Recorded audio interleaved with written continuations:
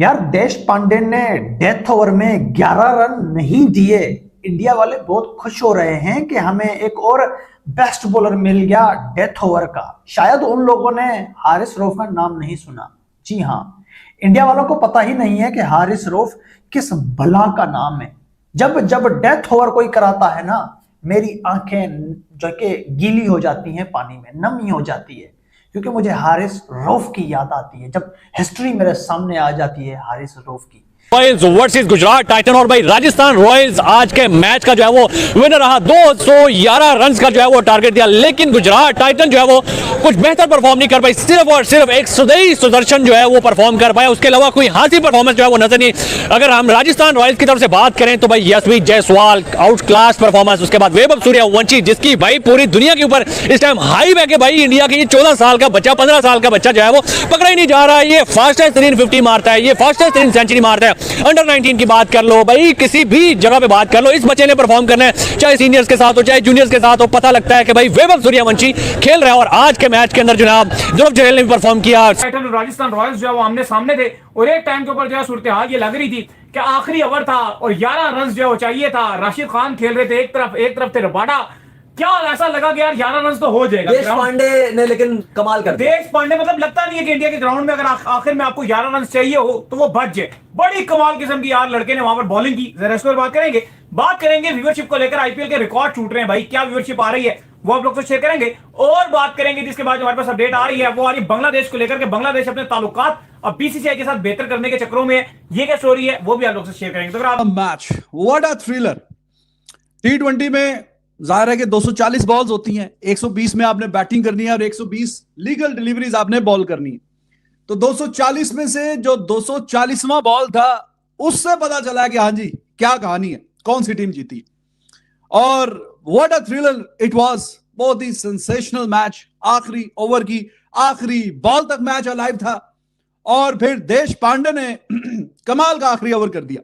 राशिद खान के पास पूरी सलाहियत है, वो चौके छक्के मार लेता है एंड पे। कई दफा उसने मैच जिताए हुए हैं उस तरह की परफॉर्मेंस दिखा के, लेकिन आज नहीं। आज देश पांडे जी ने आखिरी ओवर बहुत अच्छा किया। और जो 19वां ओवर, भाई ये इंपैक्ट होता है एक अच्छे और बड़े बॉलर का।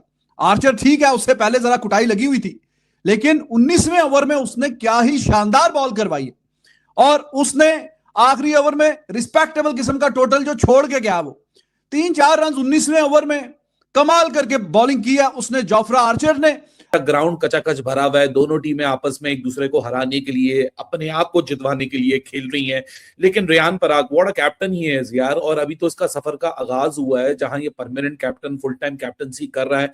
हालांकि रियान पराग को लेकर काफी ज्यादा कंट्रोवर्सी भी बनती है कि भाई जी आपने इसको क्यों कैप्टन बना दिया राजस्थान की फ्रेंचाइज के अंदर। लेकिन क्या मास्टर क्लास आज डिलीवर किया इसे कैप्टन ने, क्योंकि बॉलर का तो क्रेडिट है तुषार देशपांडे। और तुषार देशपांडे ने आज, वो कहते हैं ना death over master class, the kind of an over जहां 6 बॉलों के अंदर आपको 11 रन चाहिए और आप इस एक्यूरेसी के साथ बॉलिंग कर दें कि भाई साहब बिल्कुल ही मामला एक तरफा हो जाए। गुजरात ये मैच कैसे हार गया, गुजरात अपने आप से भी सवाल करेगा। हाँ, एक अजीब सा दिन था आज। गुजरात के कप्तान भी नहीं खेल रहे थे दोपहर वाले मैच में, हार्दिक पांड्या मुंबई के कप्तान भी नहीं खेल रहे थे। लेकिन तुषार देशपांडे ने जो आखिरी ओवर की मास्टर क्लास जो डिलीवर की है ना, वो आखिर पोजीशन तक पहुंचने के लिए एक कप्तान का दिमाग, जिस तरीके से ये हाफ वे स्टेज तक गेम डन एंड डस्टेड हो चुका था राजस्थान रॉयल्स के लिए, ऐसा लग रहा था कि Gujarat Titans due to the excellent opening burst by Sai Sudharsan, जो कि एक ओपनर जो कि पूरी इनिंग्स को कैरी करता हुआ जा रहा है, वो इंश्योर कर देगा कि एक पार्टनरशिप उसके साथ कोई और लगे और ये गेम आराम से उनकी झोली में आ जाए। और आखिरी 2 ओवर में भी कुछ कहानी इसी तरीके से थी। मतलब अगर आखिरी 2 ओवर आप उठा के देखिए, आज के मॉडर्न डे टी20 टाइम्स के अंदर अगर एक टीम 210 रन 11 रन चेस कर रही है और 18वें ओवर में वो 196 पे है, तो आप पीछे पलट के देखोगे तो यार कितने रन चाहिए, 14-15 रन चाहिए। 12 बॉलों में आज के दौर में 14-15 रन आना कौन सी मुश्किल बात होती है। या तो 2-2, 3-3 बॉलों में 14-14, 15-15 रन आ जाते हैं। और आईपीएल लेवल में तो हम ये मारामारी देखते ही हैं कि भाई साहब ये कोई इतनी बड़ी टास्क नहीं होती। हालांकि ओवर भी अवेलेबल, संदीप का ओवर अवेलेबल, नांद्रे बर्गर का ओवर अवेलेबल, और रियान पराग बॉल फेंकता है तुषार देशपांडे को। हालांकि हम हमेशा आखिरी ओवर के ऊपर बड़ा फोकस करते हैं में और पेनल्टीमेटम ओवर को ना वो इज्जत नहीं देते, वो अहमियत नहीं देते। आज तुषार देशपांडे के साथ जोफ्रा आर्चर की भी मास्टर क्लास थी यार। मतलब क्या what a superb brand of captaincy by Riyan Parag, where he actually stole the game from Gujarat Titans. वो कहते हैं ना कि you snatch the defeat from the jaws of, you snatch the victory from the jaws of defeat. ये वही वाली सूरत हाल आज आपने देखी है, क्योंकि आखिरी ओवर में 11 रन की सिचुएशन तक आना वो तभी पॉसिबल हुआ कि उससे पहले वाला ओवर जो पेनल्टीमेटम ओवर था, जोफ्रा आर्चर, जिसके नाम में ही आर्चरी जैसा आर्चर है, उसने जो आर्च डार्टर्स मारे हैं। मतलब Rashid Khan facing the first ball of Jofra Archer, और Rashid is no new name to IPL and he is no new name to power hitting and he is no new name to pressure. He understand each and everything कि इस level पे आपको चाहिए क्या होता है। मतलब 14 रन था क्या, और उस पॉइंट के ऊपर Jofra Archer bowls in the first ball, length outside the off stump, Rashid मारने की कोशिश करता है inside edge toward into the pads, single होता है। उसके बाद एक शार्प बम्पर मारता है रबाडा को, फिर एक डक इन शॉट डिलीवरी मारता है towards angling towards the leg side to Kagiso Rabada. फिर राशिद खान के ऊपर एक एलबीडब्ल्यू होता है जहां अल्ट्रा एज कंफर्म करता है कि बैट इन्वॉल्व था। फिर उसके बाद एक ब्लॉक होल के अंदर बॉल आती है रबाडा को, और आखिरी बॉल के ऊपर रबाडा के अगेंस्ट एक सिंगल बाय कंसीड होता है। तो इस तरह 4 रन जोफ्रा आर्चर कंसीड करता है, लेकिन उसके बाद भी बॉलिंग ऑप्शन रेयान पराग के पास अवेलेबल थे। मैं हमेशा कहता हूं वही कप्तान कामयाब होते हैं जो अपनी रिसोर्सेस को सबसे बेहतर जानते हैं। एक कप्तान की मिसाल मैदान में होने वाली जंग के कमांडर जो होता है ना, जो उस पूरी जंग को प्लान कर रहा होता है, एग्जैक्टली उसी की तरह होती है। और एक कमांडर को पता होना चाहिए मेरे पास कौन सी गोलियां हैं, मेरे पास टैंक है, मेरे पास हेलीकॉप्टर है, मेरे पास बंदूकें हैं, मेरे पास पिस्तौलें हैं, मैंने लड़ना किस तरीके से है। और जब आपके पास रिसोर्सेज होती हैं और ऐसे नाम होते हैं जिनके ऊपर आप कंफ्यूज हो सकते हो कि यार अच्छा मैं संदीप पे जाऊं, मैं नांद्रबर्गर पे जाऊं, मैं तुषार देशपांडे पे जाऊं, and picking Tushar Deshpande for that face, and boy oh boy, कप्तान का ट्रस्ट भी तुषार देशपांडे ने ऐसा भरोसा यहाँ पूरा किया कि ये कहीं भी जा सकता था। वो कहते हैं ना कि जोफ्रा आर्चर ने आपको वो उम्मीद तो दे दी, लेकिन ये गेम किसी भी जगह पे जाके फ्लिप हो सकता था एक ऐसी पोजीशन के ऊपर कि जहां आप ये सोचते जरूर कि बॉस ये गेम हम जीत ही रहे थे, हाथ से कैसे निकल गया। मतलब कमाल यार, what a moment in the game. It was a terrific game, it was the first proper thriller of IPL 2026, अगर हम ये कहें तो बिल्कुल भी गलत नहीं होगा।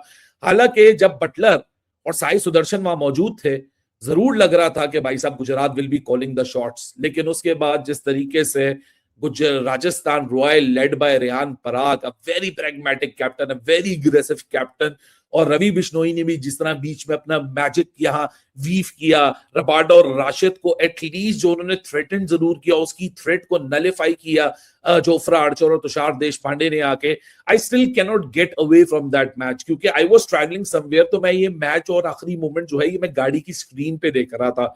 मतलब वर्सेस गुजरात टाइटन, क्या कहेंगे आज इस तरह की परफॉर्मेंस रही है यार? आईपीएल के अंदर तो 200 स्कोर नॉर्मल हो चुका है। देखिए आईपीएल में भी देखा जाए ना तो सिर्फ और सिर्फ परफॉर्म कर रहे हैं इंडियन यंगस्टर। ये बात तो है, ठीक मानना पड़ेगा। किसी भी मैच को उठा नजर आ रहे हैं, किसी भी मैच को उठा के देख लेंगे ना तो इंडियन यंगस्टर ही परफॉर्म कर रहे हैं। पता नहीं इंडिया की तरफ से क्रिकेट को हो क्या गया है, बाकी कोई भी परफॉर्म नहीं कर पाता। Greatest of all time cricket कह सकते हैं कि इस टाइम इंडिया के प्लेयर्स खेल रहे हैं सारे। ऐसे ही है, बिल्कुल यही सही है। आप सही सुदर्शन को देख लें, दूसरी टीम की तरफ से उन्होंने परफॉर्म किया। उसके बाद राजस्थान रॉयल्स की बात करें, सूर्यवंशी ने परफॉर्म किया, जायसवाल ने परफॉर्म किया, सारे इंडियंस ही है जो परफॉर्म कर रहे हैं। अगर आप बॉलिंग की बात करें वहां पे भी इंडियंस परफॉर्म कर रहे हैं, तो मैं भी आज बेहतर परफॉर्म किया। बिल्कुल ऐसे ही है। मैं यही कह रहा हूं कि सिर्फ आईपीएल की बात नहीं, cricket is all about Indians.